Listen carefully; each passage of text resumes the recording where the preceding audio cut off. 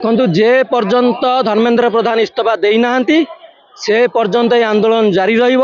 ଓଡ଼ିଶାରେ ତାଙ୍କୁ ତୀବ୍ର ବିରୋଧ କରାଯିବ। ଓଡ଼ିଶା ମାଟିର ପୁଅ ହୋଇ ଓଡ଼ିଶାକୁ ଯେଉଁଭଳି ଭାବରେ ସାରା ଦେଶରେ ସେ ବଦନାମ କରିଛନ୍ତି ତା ଉପରେ ଆଜିର ଏ କାର୍ଯ୍ୟକ୍ରମ ଯେ ପର୍ଯ୍ୟନ୍ତ ସେ ଇସ୍ତଫା ନ ଦେଇଛନ୍ତି ଏ କାର୍ଯ୍ୟକ୍ରମ ଆମର ଜାରି ରହିବ।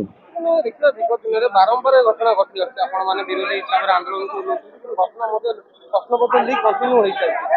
ए सरकार होची लीक सरकार ए सरकार होची जो माने लोक मानकर गरीब छटिकिया जो लोक माने अछंती तांको पैसा को राज्य राजकोष को हरिलुट करबा सरकार ए सरकार तिळे मात्र अधिकार नहीं शासन गादी रे बसिया पई। तुरंत मुख्यमंत्री प्रधानमंत्री धर्मेंद्र प्रधान तुरंत इस्तीफा दे नैतिकता देखांतु। केते दिन तुम भारत वर्ष को लुटिबो केते दिन निर छात्र छात्री मान भविष्य सहित खेल करियो।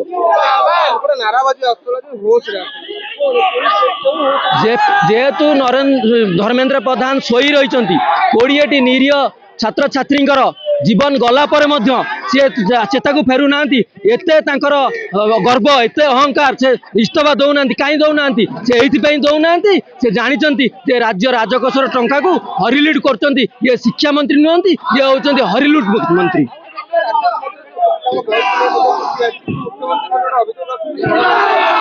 षड्यंत्र कला किए सरकार तो तुम सरकारी कर्मचारी तुम षड्यंत्र कला किए तुम्हें कहूच बही फेरस्त नहीं जीवु आम कार्यानुष्ठान नहीं जो 50 कोटी टंका राज्य राजकोष खर्च है भरण पोषण किए कर तुम्हें मैंने जानी सारी मुझे रखा चाहूँगी एमाने आउ सरकार को फेरवे नहीं तेणु जहाँ अच्छी हरिलुट करने निजर बैंक बैलेंस को बढ़े नहीं